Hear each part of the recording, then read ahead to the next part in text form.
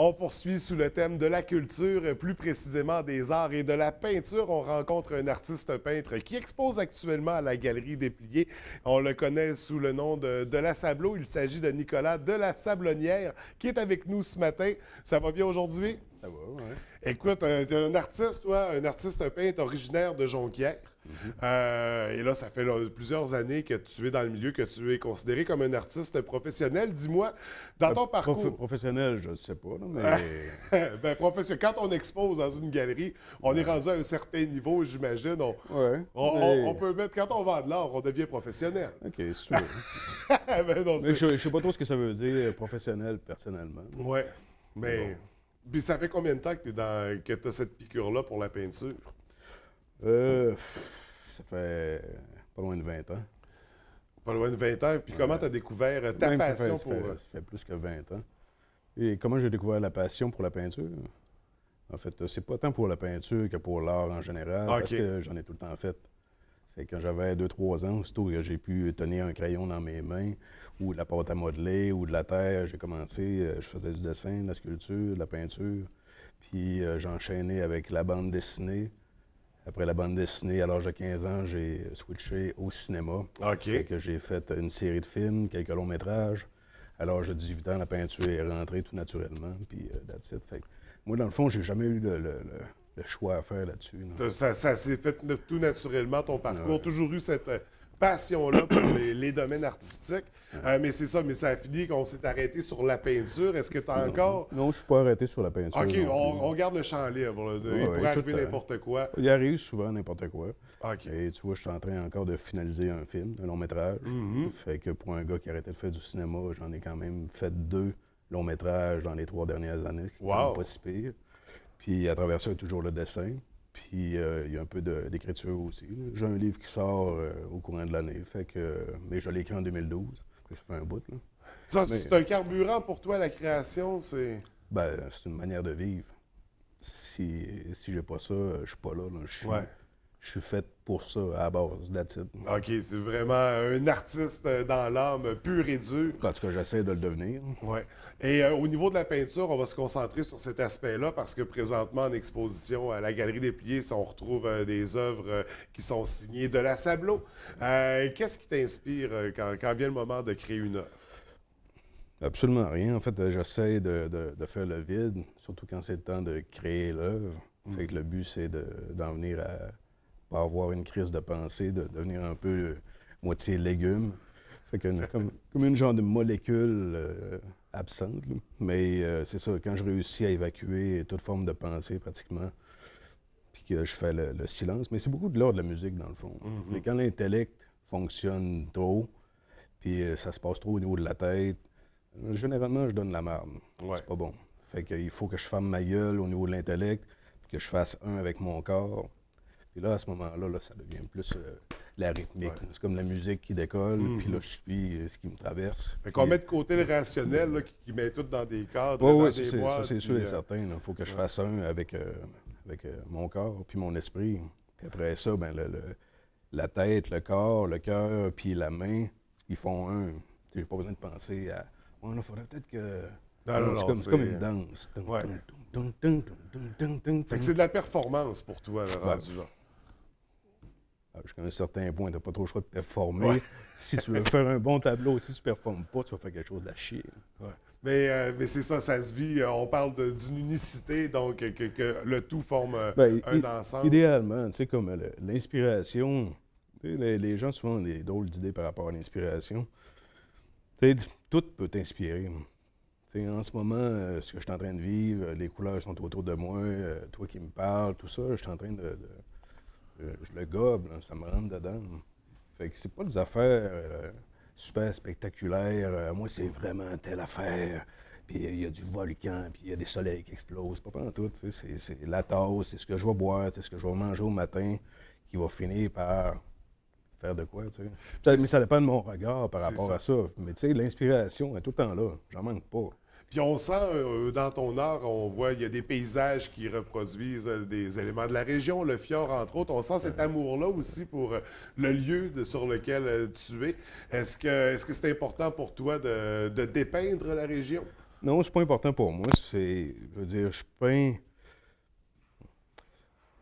avec ce qu'il y a autour de moi. Fait que c'est ma vie à quelque part que je peins.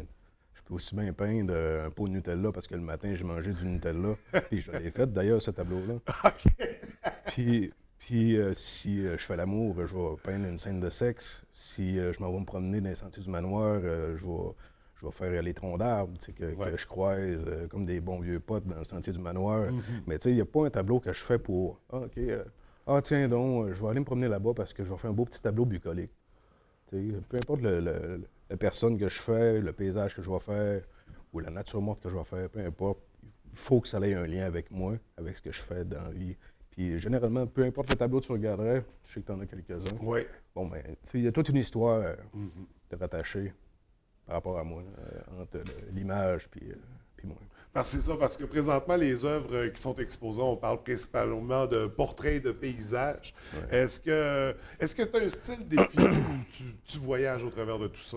Bon, mais c'est pas à moi à définir le style, premièrement. Ça, c'est aux autres. Moi, ça m'est absolument C'est aux autres pas... à mettre des étiquettes. Ça, c'est sûr et certain. Moi, ça m'importe pas en tout. Je veux dire, à la base, il faut que je puisse pouvoir faire ce que je veux. Fait que si le matin, j'ai le goût de faire une tasse de café, on fait la tasse de café, même si pour bien du monde, c'est pas c'est pas la grosse affaire, une tasse de C'est pas café. assez spectaculaire pour Peu certains. importe, moi, je m'en fous, une tasse de café. Pour moi, ça a de l'allure, puis je vais à peindre. Puis je peux très bien arriver le soir et faire un tableau complètement déconstruit, super éclaté. Ça vient juste de mon imagination, de l'intérieur, ce que j'ai ressenti dans la journée. C'est pas plaqué sur une chose qui existe réellement. Puis le pont entre les deux, je veux dire, on le fait tout le temps. T'sais, si on regardait, on avait une continuité radiographique de comment notre esprit fonctionne, puis de qu'est-ce qu'on vit dans une journée, on verrait que des nombres de fréquences différentes, puis des couleurs différentes, puis il y en a en tabarnak. Oui, absolument. Donc, puis tout a un potentiel artistique aussi dans ce qui nous entoure, puis c'est ce que tu nous démontres de par tes œuvres quand on peint un pot de Nutella ou une tasse de café, montrer que chaque élément a son potentiel, et je trouve que c'est un aspect très intéressant. Ça dépend du regard que tu as. Tout peut être valable. Ça nous ramène au thème de la culture, là, que la culture, c'est vaste et ça touche vraiment à tout ce qui nous entoure. Mais c'est comme tu dis, ça dépend de l'œil avec lequel on va regarder les choses. On va le percevoir et on va l'interpréter. Donc, vraiment un aspect intéressant. Actuellement, tu exposes à la Galerie des Pliés. Est-ce qu'il y a d'autres endroits où on peut voir tes œuvres? En ce moment, je suis encore à la galerie de l'Hôtel Chicoutimi. Oui. Ça fait une couple de mois que je suis là. Fait que là, je devrais être sur les derniers milles de cette exposition-là, parce que là, je pense que ça fait 4-5 mois que je suis là. OK. Fait que généralement, ça dure un mois. Mais là, je pense qu'il n'y avait pas Donc, d'autres. c'est ça. Ou bien il n'y en avait pas d'autres, ou bien il était complètement mordu de ces œuvres-là. Et Ouais, moi, je pense que c'est plus l'option numéro 2. En tout cas, je le souhaite. Sinon, comment on peut apprécier ton art? Est-ce que tu as un site Internet, une page Facebook? Le site Internet s'en vient. La page Facebook, oui. Et ma page personnelle, Nicolas de la Sablonnière. Puis de la Sableau qui est accessible au public. Puis sur lequel on voit les actualités à venir aussi, les expositions à surveiller. Des expositions, puis je produis quand même pas mal. Fait qu'à tous les semaines, pratiquement, il y a des nouveaux tableaux qui se rajoutent. Et est-ce que l'ensemble de ton œuvre, quand on parle de cinéma, on parle des autres éléments auxquels tu touches, est-ce qu'on les retrouve aussi sur la page Facebook? De la Sableau, non. C'est principalement peinture, sculpture. OK. De la Sableau, c'est ça. C'est l'artiste peinture, sculpture. Sinon, c'est Nicolas de la Sablonnière. Non, ça dépend. Tu vois, le nouveau film que je suis en train de faire, il va quand même être signé de la Sableau. OK. Mais... Donc, il faut s'attendre à un film, une vision artistique? Ben oui, assurément, tout le temps. Là, ça va être sur la vie d'un building, Arvida, le 1916, qui a été démoli pour... ils en ont fait en fait, ils sont en train de faire ce building-là, 4 étages de haut, juste à côté du palace, mais c'est un building qui avait vraiment de l'histoire. Ouais. Ça n'existe plus. Moi, j'ai été le dernier à rester là. Fait que pendant 1 an de temps, j'ai filmé la vie à l'intérieur du building, puis j'essaie d'en faire le film le plus vivant, mais en même temps, c'est pas un documentaire classique, dans le sens où j'ai pas de sujet de base. OK. Je ne l'explore pas. Il n'y a pratiquement pas de dialogue, il n'y a pratiquement pas d'entrevue. Je veux montrer la vie ponctuée sur les 4 saisons, le plus fidèlement possible. Un poème visuel. À travers un long métrage, et à travers le building comme personnage principal, jusqu'au temps qu'il meurt à la fin, mais avec toute la vie, la création. Fait que ça parle de la mort, la vie, la création, la destruction, l'amour, ainsi de suite. Alors, un projet très intéressant qu'on va surveiller de très près. Qui sait, ce sera peut-être la nature de notre prochaine rencontre. Mais d'ici là, on invite les gens à aller découvrir ton art, à s'en procurer également. Aussi, c'est sûr. Toujours, pour pouvoir dire artiste professionnel dans nos prochaines rencontres. Donc, à la Galerie des Pliés, présentement, on a parlé des pages Facebook également et le site Internet à venir dans les prochains mois. Écoute, Nicolas, merci beaucoup d'être venu nous rencontrer. Je te souhaite beaucoup de succès. Puis on se revoit prochainement pour parler du long métrage. C'est cool. Bonne journée. À toi aussi.